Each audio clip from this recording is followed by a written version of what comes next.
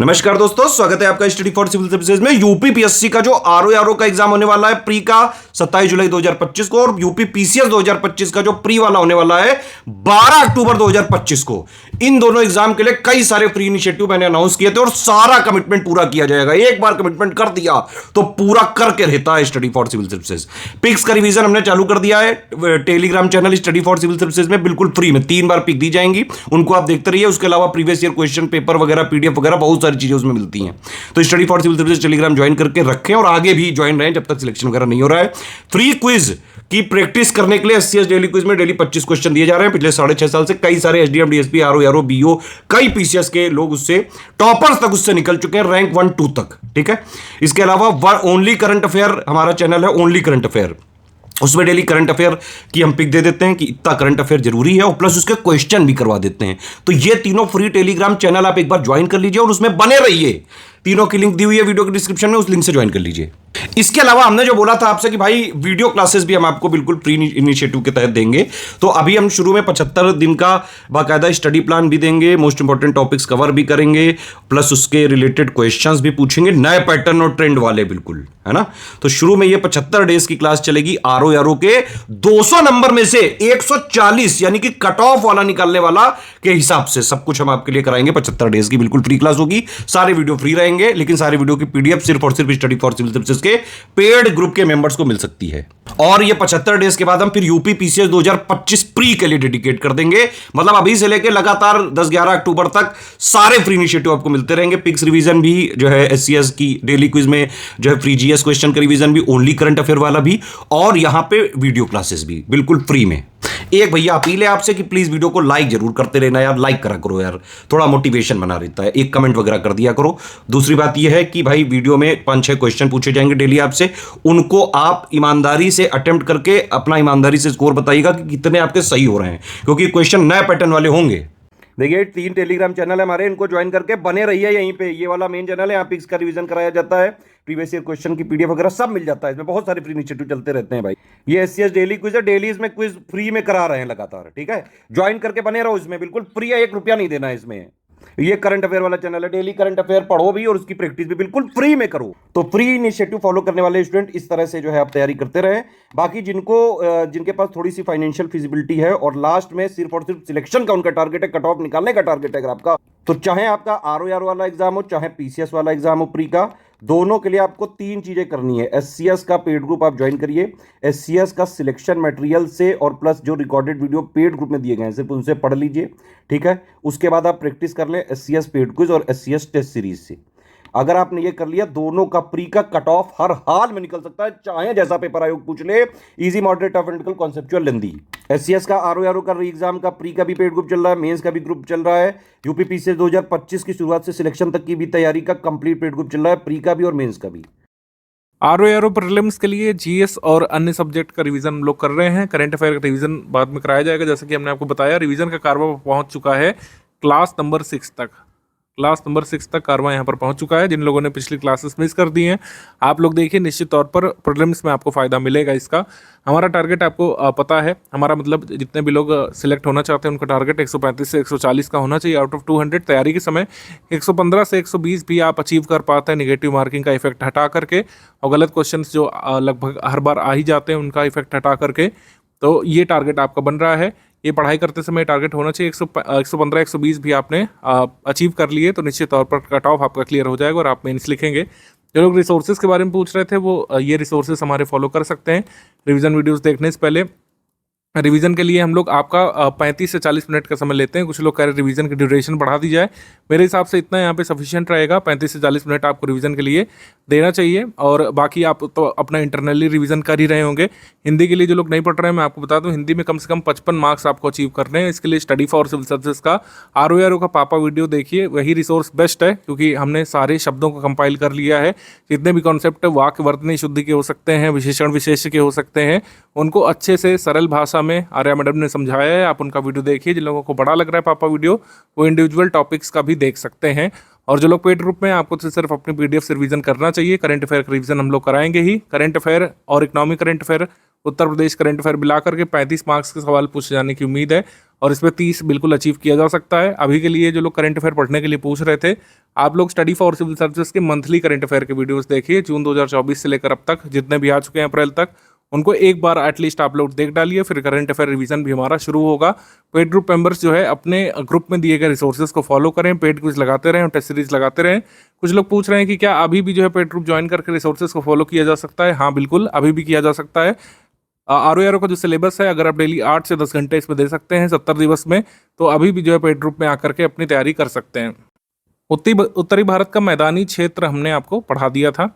उत्तरी भारत के मैदानी क्षेत्र में सारे कॉन्सेप्ट आपको हमने बता दिए थे, लेकिन हमारा उससे पिछला टॉपिक जो है हिमालय वाला, उसमें पूर्वांचल के पर्वत रह रहे थे। पूर्वांचल के पर्वत यहाँ पर ब्रीफली हम डिस्कस कर लेते हैं, क्योंकि इसमें से भी कई बार क्वेश्चन आ जाया करते हैं। तो पूर्वांचल के पर्वत बने कैसे, पूर्वांचल के पर्वत का स्ट्रक्चर क्या है? जैसे यहाँ पर आप ये जो लाइन देख रहे हैं, जो हल्की सी बनाई गई है, यही दिखाने के लिए बनाई गई है कि जो शिवालिक है वो यहाँ से जा रहा है। शिवालिक जो है यहाँ से ऐसे जा रहा है, लेकिन शिवालिक जो है ये टर्न लेता है। शिवालिक माउंटेन का जो मतलब ये श्रृंखला है, ये एक अजीब सा टर्न लेती है यहाँ पे। कहाँ पे? दिहांग गॉर्ज के पास, या फिर आप कह सकते हैं नामचा बरवा पीक के पास दिहांग गॉर्ज पर एक अजीब सा टर्न यहाँ पर ये श्रृंखला लेती है और ये इस तरफ मुड़ जाती है। आप हमारे पेन को फॉलो करिए, जैसे ऐसे श्रृंखला जा रही है, लेकिन ये शार्प टर्न लेकर साउथ की ओर यहाँ पे मुड़ जाती है। ऐसा क्यों होता है? ऐसा इसलिए होता है क्योंकि जो इंडियन प्लेट है ये रोटेशन यहाँ पे करती है। इस वाले रीजन में इंडियन प्लेट का रोटेशन देखने को मिलता है। जैसे अगर आपसे पूछ लें कि ये शार्प टर्न क्यों लेता है हिमालय, ठीक है, तो आंसर हो जाएगा हमारा rotation of Indian plate. Indian plate boundary की रोटेशन से नामचा बरवा के पास जो हिमालय है वो इस तरीके से साउथ की तरफ सिंटेक्शियल बेंड लेते हैं अपना, ठीक है। और इसी वजह से ब्रह्मपुत्र रिवर जो है, जो आइडली यहाँ से जानी चाहिए, ठीक है, लेकिन ब्रह्मपुत्र रिवर भी यहाँ से मुड़ जाती है इसी सिंटेक्शियल बेंड की वजह से। भारत में ब्रह्मपुत्र रिवर मुड़ जाती है। यूपीएससी में 2011 में सवाल आया था कि ब्रह्मपुत्र रिवर जो है ये सिंटेक्शियल बेंड क्यों लेती है, क्योंकि हिमालय भी सिंटेक्शियल बेंड लेता है, ठीक है। और हिमालय का जो सिंटेक्शियल बेंड है ये केवल ईस्टर्न पार्ट ऑफ इंडिया में नहीं, वेस्टर्न पार्ट ऑफ इंडिया में देखने को मिलता है। नंगा पर्वत के पास, नंगा पर्वत के पास जो है सिंटेक्शियल बेंड वेस्ट साइड में हिमालय लेता है और ईस्टर्न साइड में नामचा बरवा पीक के पास दिहांग गॉर्ज से, ये ध्यान रखना है। तो जब ये हिमालय जो है यहाँ से सिंटेक्शियल बेंड अपना ले लेता है, तो यहाँ पर कम ऊंचाई वाली कुछ पर्वत श्रृंखलाएं देखने को मिलती हैं। इन्हीं को पूर्वांचल हिल्स कहा जाता है। पूर्वांचल हिल्स में जो छोटे छोटे पर्वतमालाएं होती हैं उनको नाम हमको देखने पड़ते हैं, एग्जाम में आ सकते हैं। जैसे पटकाई बूम, पटकाई बूम जो है ये आपका बलुआ पत्थर से निर्मित है। ये भी एक एविडेंस है कि ये हिमालय पर्वत श्रृंखला का ही भाग है। पटकाई बूम और नागा हिल्स ये मिलकर के क्या करते हैं, जल संभरक का निर्माण करते हैं इंडिया और म्यांमार के बीच। इंडिया और म्यांमार के बीच जल संभरक कौन से जो है हिल्स बनते हैं, ये अगर आपसे पूछ लें, जल संभरक बताएंगे आगे की वीडियोस में है क्या इसका कंसेप्ट। एक ही वीडियो में सारे कॉन्सेप्ट अगर आप एक्सपेक्ट करेंगे तो कई सारी चीज़ें छूट जाती हैं। अभी याद करने वाली चीज़ क्या है कि पटकाई बूम और नागा हिल्स ये वाटर शेड यानी जल संभरक के रूप में काम करते हैं। किसके बीच? भारत और म्यांमार के बीच, ठीक। तो ये हो गया पटकाई बूम और नागा हिल्स। इसके बाद थोड़ा सा इसके लोकेशन यहाँ पे बताया गया है। इधर पटकाई बूम है, ये देख लीजिए अच्छे से, इधर नागा हिल्स है। ये दोनों जो है यहाँ पर म्यांमार है, यहाँ पर मैं म्यांमार लिख देता हूँ, म्यांमार यहाँ पर है, ये पूरा रीजन यहाँ से इधर म्यांमार है, आप मान लीजिए। तो म्यांमार और भारत के बीच जो है ये वाटर शेड का बनने का काम ये हिल्स करते हैं, पटकाई बूम और नागा हिल्स, म्यांमार या बर्मा के बीच। बर्मा पुराना नाम है, म्यांमार नया नाम है। तो यहाँ पे म्यांमार है जहाँ पर मैंने पेन से लिख दिया है। इसके बाद कौन से हिल्स हैं? उसके बाद जो है नागा हिल्स के नीचे क्या है? नागा हिल्स के नीचे है मणिपुर हिल्स। मणिपुर हिल्स है। मणिपुर हिल्स और नागा हिल्स के बीच में एक पर्वत श्रृंखला है जिसको बरैल रेंज कहा जाता है, ठीक है, बरैल श्रृंखला, बरैल हिल्स। बरैल हिल्स क्या करता है? ये नागा पर्वतमाला को जो है मणिपुर पर्वतमाला से सेपरेट करता है। उसके नीचे फिर यहाँ पे लुसाई हिल्स है। लुसाई हिल्स को मीज़ो हिल्स भी कहा जाता है। तो लुसाई हिल्स या फिर मीज़ो हिल्स में हाईएस्ट पीक यहाँ पर ब्लू माउंटेन है, ये याद रखा जा सकता है, ठीक है। इसके अलावा इधर आपको कुछ हिल्स दिखेंगे, हिमालय पर्वत श्रृंखला के भाग है। ये मीरी हिल्स है, मीरी। मीरी के बाद यहाँ पे है, अगर आपको ना दिख रहा हो, अबोर है, मैं लिख दे रहा हूँ, मीरी, अबोर और इधर डाफला। मीरी, अबोर, डाफला जो है ये किसके भाग हैं? शिवालिक के। शिवालिक के भाग जो ईस्टर्न पार्ट ऑफ इंडिया में फैले हुए हैं, ये जो है अबोर हिल्स, मीरी हिल्स और डाफला हिल्स हैं, ठीक है। इसके अलावा जो ये हिल्स आपको कुछ कुछ नज़र आ रहे होंगे शायद, मैं जूम कर दे रहा हूँ इसको थोड़ा यहाँ पे दिख रहा होगा ये मीकीर हिल्स है, यहाँ पर गारो खासी जयंतिया की पहाड़ियाँ हैं, ठीक है। तो मीकीर हिल्स और गारो खासी जयंतिया की पहाड़ियाँ, क्या ये हिमालय का भाग है? नहीं। हमसे एग्जाम पूछ चुके हैं कि मीकीर हिल्स और ये गारो खासी जयंतिया की पहाड़ियाँ ये आखिर किसका भाग है?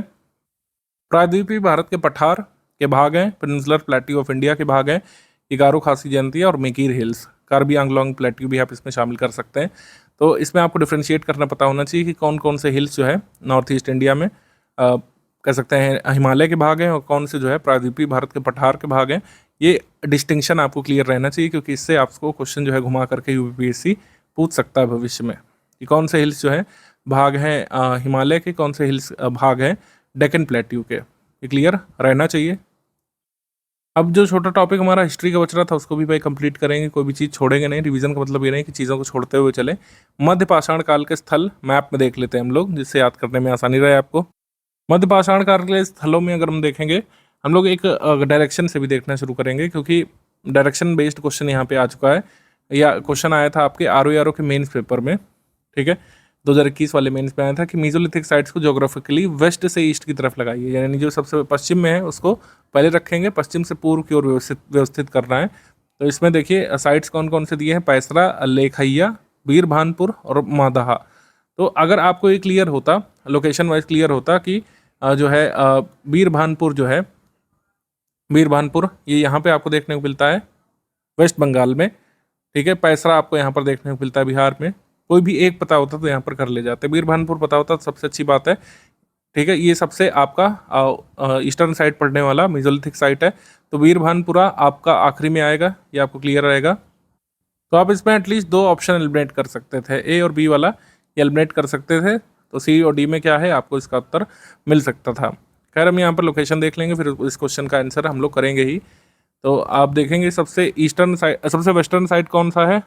रतनपुरा है, विलोटेश्वर है, ये 2 स्थल गुजरात में है। बागोर जो है राजस्थान में, आदमगढ़ जो है मध्य प्रदेश में। ज़्यादातर स्थल मेसोलिथिक साइट से उत्तर प्रदेश के हैं, जैसे दमदमा है, दमदमा के बाद ये मादाहा है, सराय नहर राय है, सराय नहर राय, ये महागढ़ा है, चौपनी मांडो है, ये लेखैया है, ठीक है। हमसे एग्जाम में क्या पूछा, कौन कौन से स्थल हैं? पैसरा, लेखैया, बीरभानपुर, मादाहा। मादाहा जो है ये सबसे कह सकते हैं ईस्टर्न पार्ट में, तो ये 1 हो जाएगा। मादाहा के बाद है लेखैया, लेखैया थोड़ा सा मतलब मैं था सबसे वेस्टर्न में है, लेखैया यहाँ पर थोड़ा सा ईस्ट में, तो ये 2nd हो जाएगा। फिर पैसरा, फिर बीरभानपुर, ठीक है। पैसरा फिर बीरभानपुर, तो हमारा आंसर इसमें क्या बन जाएगा? 4213। 4213 यहाँ पर आपका वेस्ट से ईस्ट का सही क्रम है, तो आंसर यहाँ पर सही हो जाएगा सी वाला, ठीक है। तो इस तरीके से क्वेश्चन आ सकते हैं। इसके अलावा आप साइट्स देख लेते हैं यहाँ पर, कौन सी? Neolithic site. नवपाषाण काल के स्थल देखेंगे, इसमें देखेंगे कि कौन सा किस राज्य में है और उसका जो डायरेक्शन वाला है वो कैसे है। तो जैसे ये यहाँ पे पाकिस्तान में चली गई है, सराय खोला है यहाँ पे, किले गुल मोहम्मद यहाँ पे, मेहरगढ़ यहाँ पे, ठीक है, ये पाकिस्तान में। इसके अलावा ये एक न्यूलिथिक साइट चिरांद में, बिहार में। अब देखिए कुछ ऐसे साइट्स हैं जो मेसोलिथिक में भी आते हैं, न्यूलिथिक में, उसको हमने ओवरलैपिंग वाले साइट को हटा दिया है, ठीक। पांडुर राजाडी भी वेस्ट बंगाल में है, ठीक है। बरुआडीह जो है झारखंड में, बरुआडीह। कुचा साइट ओडिशा में है, नागार्जुन कोंडा साउथ में। और कर्नाटक के साइट्स हैं यहाँ पर कोडेकल, मस्की कर्नाटक के साइट, संगनकल्लू कर्नाटक में, हल्लूर कर्नाटक में, कुपगाल कर्नाटक के साइट, ठीक है। फिर पलवई, ब्रह्मगिरी ये साइट जो है कर्नाटक में है, ब्रह्मगिरी। हेमीज साइट ये कर्नाटक में है। कर्नाटक में कई सारे स्थल हैं नवपाषाण काल के। और पयमपल्ली जो है ये स्थल जो है तमिलनाडु में, पयमपल्ली जो है तमिलनाडु का स्थल है, न्यूलिथिक साइट। और इसके अलावा कुछ साइट नॉर्थ ईस्ट में भी है न्यूलिथिक साइट, जैसे सरुतारू है, मगडोला है, सरुतारू मगडोला। इसके बाद ढकुवाली हार्डिंग ये साइट जो है यहाँ पे है। किस राज्य में कौन सा है ये आप स्पॉट करिए। इसलिए हमने यहाँ पर इसको बनाया है एक पॉलिटिकल मैप में, जिससे आपको समझ में आ जाए कौन सी कहाँ पे साइट है। इसको आप स्पॉट करिए कहाँ पे, इसको कमेंट में लिखिए कि ढकुवाली हार्डिंग जो है ये किस राज्य में पड़ रही है, ये आप कमेंट सेक्शन में लिख करके बताएंगे। अब सिंधु घाटी सभ्यता के बारे में यहाँ पर हम लोग देखना शुरू करते हैं। ये है तो बहुत बड़ा टॉपिक, लेकिन सबसे ज़रूरी यहाँ पर चीज़ें आपको थोड़ा सा डिस्कस करा देते हैं, जिसके पूछे जाने की संभावना रहे। हमारी रिवीजन सीरीज़ का उद्देश्य यही है कि वही टॉपिक यहाँ पर पढ़ें जिसके पूछे जाने की संभावना आपके पास रहे और जो भी आप पढ़ें वो बेकार नहीं जाए। अपना स्टडी मटेरियल तैयार करते समय भी इस कह सकते हैं बात को फॉलो करिएगा कि जो भी आप पढ़ें वो फ्रूटफुल रहे। जैसे सिंधु घाटी सभ्यता में सबसे पहले यहाँ पर हम पढ़ेंगे इसकी विशेषताएं क्या हैं, जिससे क्वेश्चन आते हैं। जैसे एक विशेषता है सबसे बड़ी कि एक नगरीय सभ्यता थी, यहाँ पर नगर नियोजन देखने को मिलता है। नगरीय सभ्यता और नगर नियोजन यानी कि आपको टाउन प्लानिंग यहाँ पर देखने को मिलती है। टाउन प्लानिंग एक महत्वपूर्ण फीचर है जो सिंधु घाटी सभ्यता में देखा गया है, जो अन्य समकालीन सभ्यताओं में मिसिंग है। नगर नियोजन, क्योंकि नगरीय सभ्यता थी ये।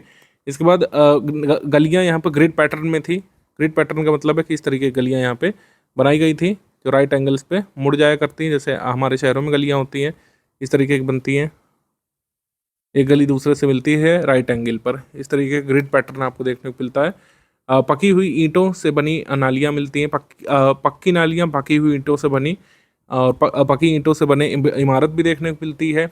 पशुपति की मूर्ति मिली, पशुपति की जो मुहर मिली है यहाँ पर, पशुपति सील, पशुपति की मोहर, उसमें कुछ जानवरों का उल्लेख किया गया है, उसके बारे में पूछा जाता है। पशुपति की मोहर में कितने जानवरों का उल्लेख किया गया है, उनके नाम आप कमेंट सेक्शन में लिख करके बताएंगे। हम आपको बता दे रहे हैं कि कौन से जानवरों का उल्लेख नहीं किया गया है, जैसे काऊ और लायन यानी सिंह और जो गाय, ये नहीं देखी गई है, ये जरूर ध्यान रखना है आपको। पशुपति की मोहर में इन 2 जानवरों को नहीं दिखाया गया है। मातृ देवी की प्रतिमा मिली है। लिपि जो है चित्रात्मक है, पिक्टोरियल है, जिसको अभी भी डिसफर नहीं किया गया है। अभी कुछ मंथ पहले तमिलनाडु के सीएम ने अनाउंस किया था कि जो भी इस चित्रात्मक लिपि को डिकोड करके दिखाएगा, इसका मीनिंग समझाएगा, उसको इनाम देंगे। तावीज़ें मिली हैं, सील्स कई सारी मिली हैं यानी कि मोहरें मिली हैं, बीड्स यानी कि मनके मिले हैं, ये सब चीज़ें हमको यहाँ से मिली हैं। अब कौन सी चीज़ कहाँ से मिली है ये हमसे एग्जाम पूछ सकते हैं। जैसे मोहनजोदड़ो से मिली है मातृ देवी। टेराकोटा कई सारे मिले हैं, टेराकोटा से बने सामान।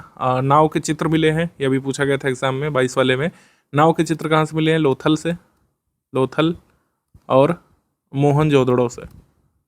मोहनजोदड़ो और लोथल से नाव के यहाँ पे मॉडल्स मिले हैं। इसके अलावा जल संरक्षण के साक्ष्य मिले हैं। जल संरक्षण के साक्ष्य मिले हैं कहाँ से? धौलावीरा से। धौलावीरा से जल संरक्षण संबंधी साक्ष्य मिले हैं।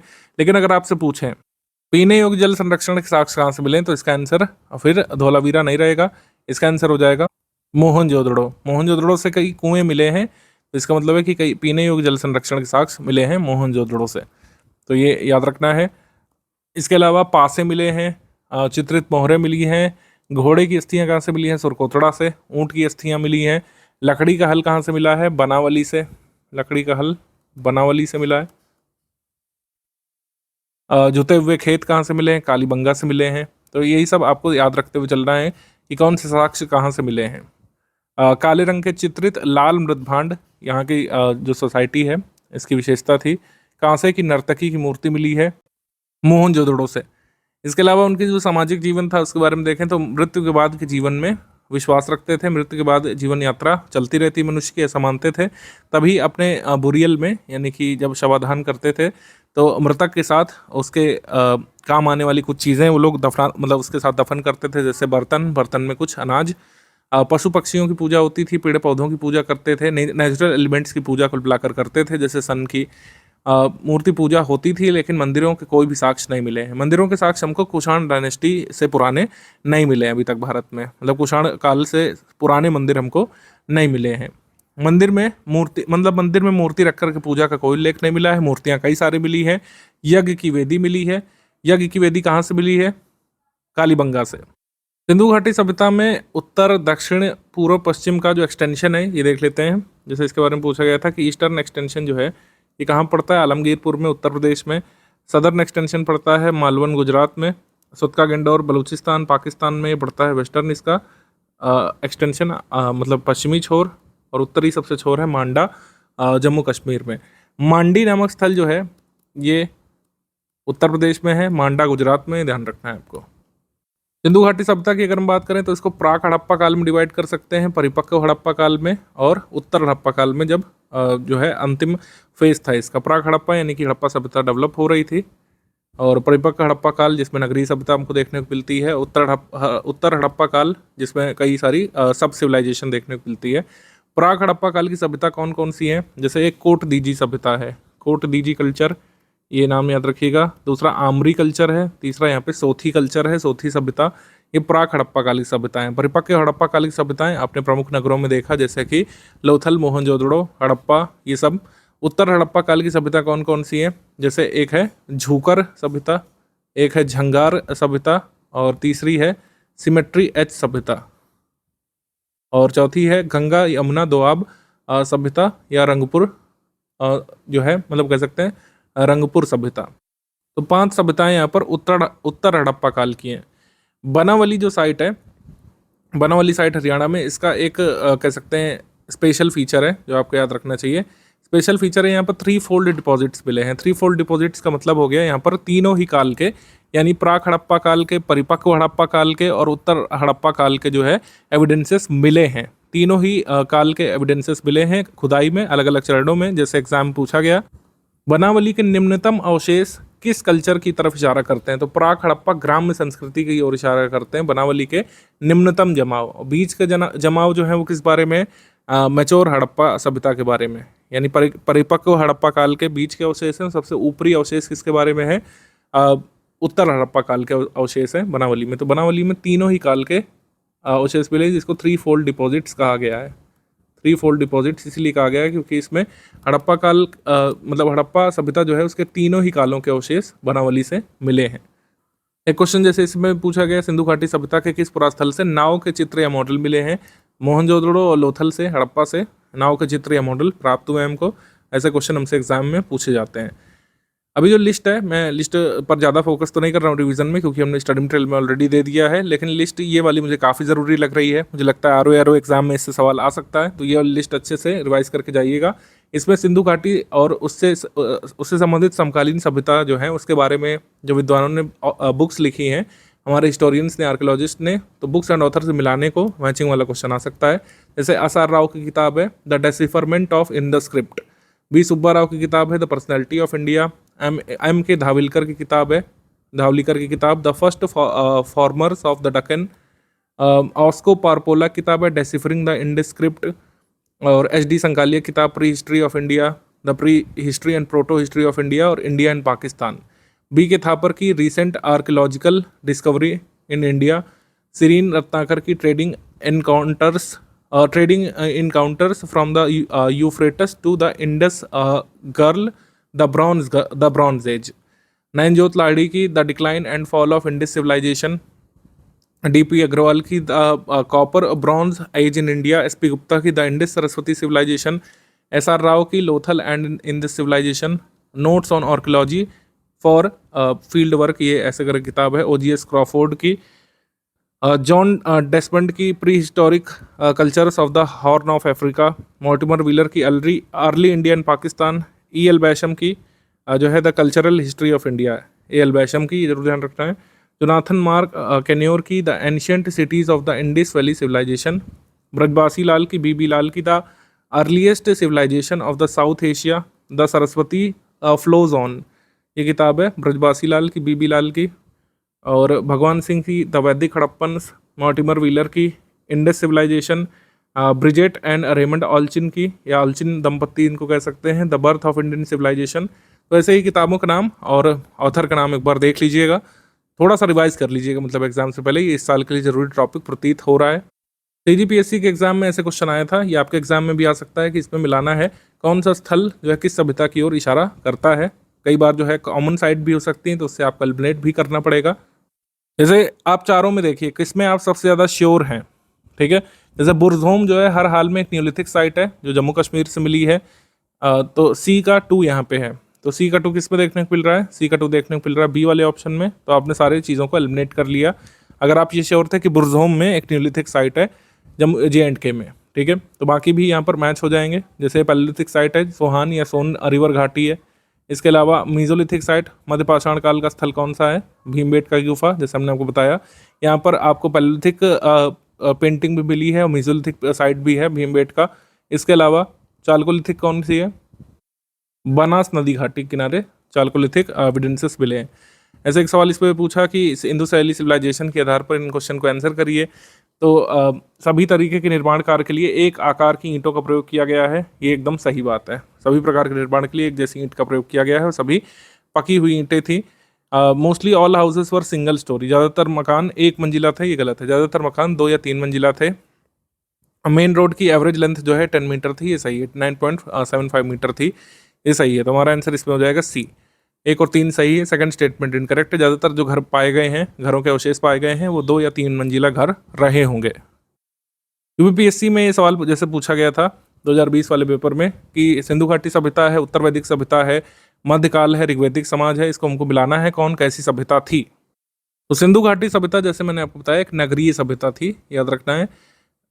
तो ए का 4 है, 2 ऑप्शन एटलीस्ट यहाँ से एलिमिनेट कर जाते हैं, ठीक है।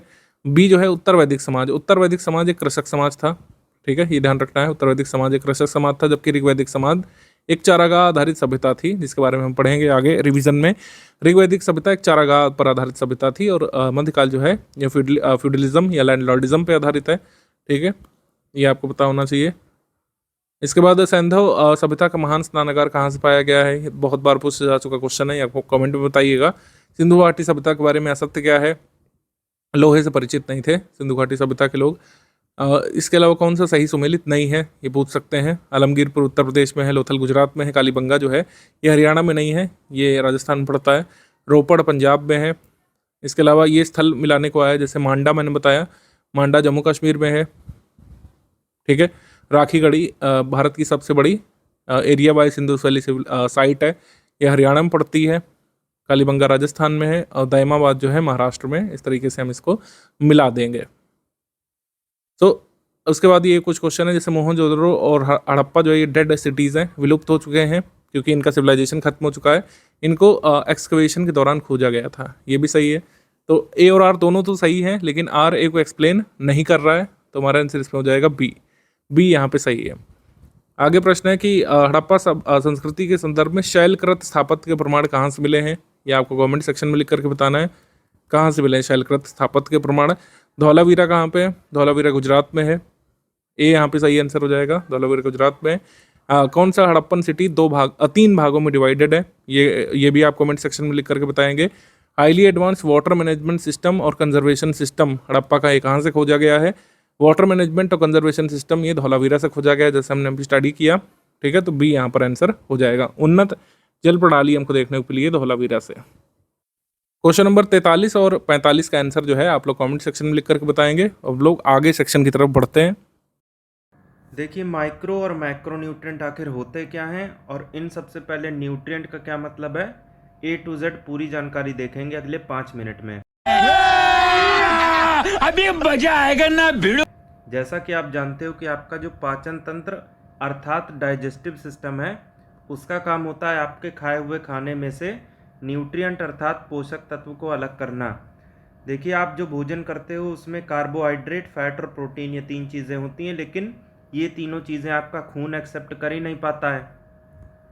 कार्बोहाइड्रेट की जगह पे वो एक्सेप्ट करेगा ग्लूकोज, फैट की जगह पे फैटी एसिड, आप सुनते होंगे ट्राइग्लिसराइड का लेवल बढ़ गया तो उसको कंट्रोल रखना चाहिए, तो वो घुल जाएगा जाके फैट के स्थान पे, और प्रोटीन की जगह पे अमीनो एसिड। तो इन तीनों से ये तीनों निकालना डाइजेस्टिव सिस्टम का काम होता है। अरे देवा, ये गड़बड़ है बाबा।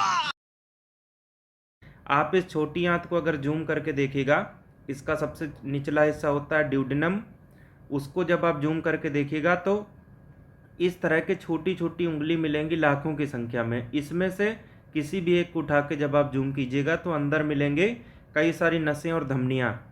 तो खाए हुए खाने में से न्यूट्रिएंट का अलग होना ये हो जाता है छोटी आंत में, और वो न्यूट्रिएंट का खून में मिल जाना ये होता है इन्हीं विलाई में।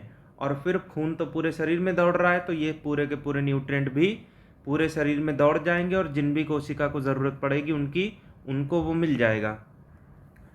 उसी तरह से जो आप हवा अंदर खींचते हो उसमें से ऑक्सीजन अलग करने का काम भी एल्वियोली में होता है। खैर इसके ऊपर किसी और दिन बात करेंगे।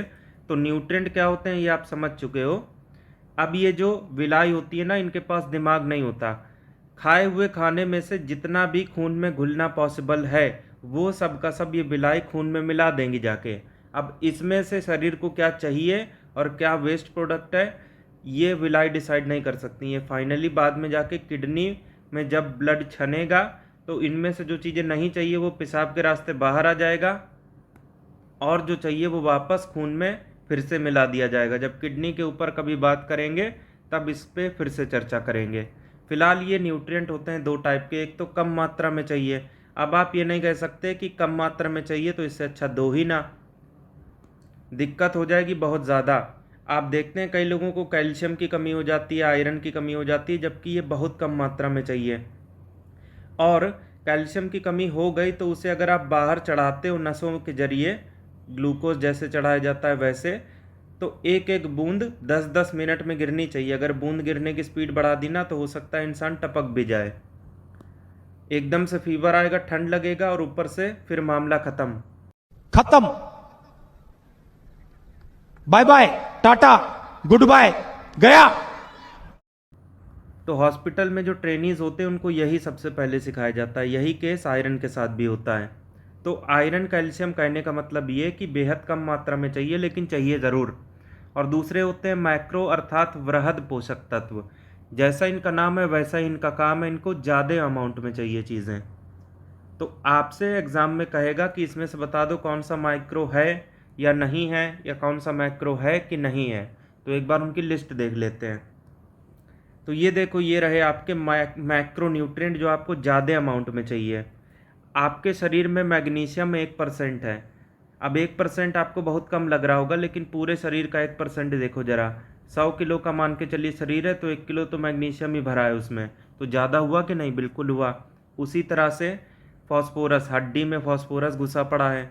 नाइट्रोजन, जो हवा अंदर ले रहे हो उसमें नाइट्रोजन है। Calcium, hydrogen, oxygen. अभी कैल्शियम हमने माइक्रो बताया तो वो शरीर के साइज़ के हिसाब से था, लेकिन चूंकि हमें सिर्फ इंसानों की नहीं जानवरों और पेड़ पौधों की बात करनी है, इसलिए उनको तो ज़्यादा अमाउंट में चाहिए ही, तो इसीलिए कैल्शियम को हमने मैक्रो में गिना है। पोटेशियम का भी यही हाल है, क्योंकि हमें पौधों को साथ में लेके चलना है। कार्बन, तो देखिए CNH, कार्बन, नाइट्रोजन, हाइड्रोजन, ये तीनों ज़्यादा अमाउंट में चाहिए। ऑक्सीजन के बिना तो जी भी नहीं पाएंगे, तो वो भी ज़्यादा अमाउंट में चाहिए। सल्फर का भी वही हाल है। और माइक्रो न्यूट्रिएंट जिसे आप ट्रेस मिनरल भी कहते हो, जैसा कि हम आपको बताया आयरन, ये माइक्रो है। इसके अलावा जितना भी जिंक है ये भी माइक्रो है।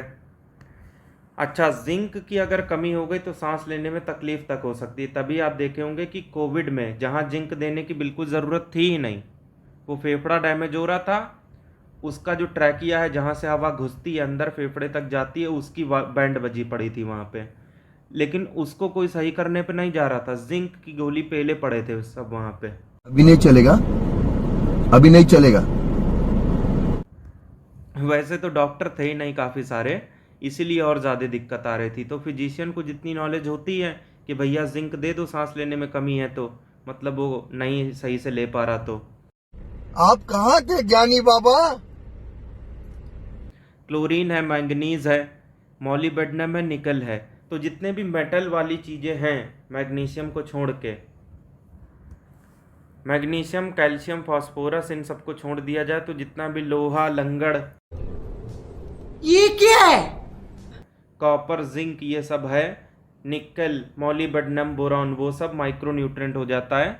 अब एक चीज़ आपसे ज़रूर कंफ्यूज करेगा, एक तरफ कह देगा मैग्नीशियम, एक तरफ मैंगनीज, तो कौन सा माइक्रो है कौन सा मैक्रो, कंफ्यूज हो जाते हो।